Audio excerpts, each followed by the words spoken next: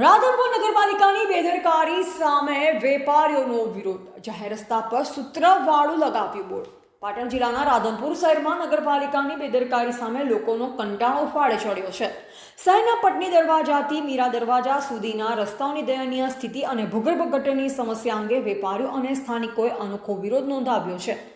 જાહેર માર્ગ પર રાધનપુર નગરપાલિકાનો વિકાસ, ખાડા અને ગટરથી સાવધાન લખેલ બોર્ડ લગાવાઈ પાલિકા સામે તીવ્ર રોષ વ્યક્ત કરાયો છે.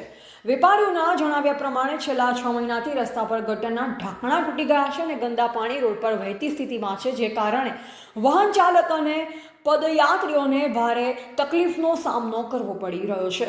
સ્થાનિક રહેવાસી ઇમરાનભાઈએ જણાવ્યું કે શહેરના મુખ્ય માર્ગ પર ખાડા અને ગંદા પાણીના કારણે રોજિંદા જીવનમાં મુશ્કેલી પડી રહી છે, છતાં પાલિકા દ્વારા રજૂઆત છતાં કોઈ જ ઉકેલ લાવવામાં આવ્યો નથી. આ મુદ્દે ચિંતિત રહીશોએ જણાવ્યું કે પાલિકા બાયપાસ રોડ માટે કરોડો ખર્ચ કામ કરે છે, પણ મીરા દરવાજાથી પટની દરવાજા સુધીનો માર્ગ તરછોડી દેવામાં આવ્યો છે. લોકોના પ્રશ્ન સાંભળવામાં આવતો નથી અને તંત્રનું મૌન નાગરિકોને હેરાન કરી રહ્યું છે. શહેરના મુખ્ય માર્કેટ વિસ્તારમાં પડેલ ખાડાઓના કારણે વાહન અકસ્માતોની સંભાવના વધી રહી છે. લોકોનો આક્ષેપ છે કે પાલિકા માત્ર કાગળ પર વિકાસ દર્શાવે છે, જમણી પરિસ્થિતિ તો તેની વિપરીત છે. આમ નગરપાલિકાની નિષ્ક્રિયતાના કારણે ત્રસ્ત રહેવાસી અને વેપારીઓ છેલ્લે રસ્તા પર બોર્ડ લગાવી પોતાનો વિરોધ જાહેર કર્યો છે, જે સમગ્ર શહેરમાં ચર્ચાનો વિષય બન્યો છે. ધ ગુજરાત લાઈવ ન્યૂઝ સાથે ગોવાભાઈ આહિર.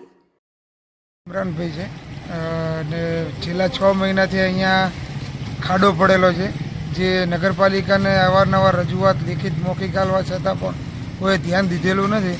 એ બાદમાં અમે અહીંયા એક ખાડાનું બોર્ડ મારેલું છે કે જે કોઈ રાહદારી ખાડાની અંદર પડી ના જાય એના માટેનું. નગરપાલિકાનો વિકાસ નથી સારો એવું જે નગરપાલિકાનો કોઈ વિકાસનું કોઈ કામ નથી ને ફોન કરવા છતાં પણ કોઈ આવતું નથી અને લેખિત અને મૌખિક બંને રજૂઆત કરેલી છે અમે.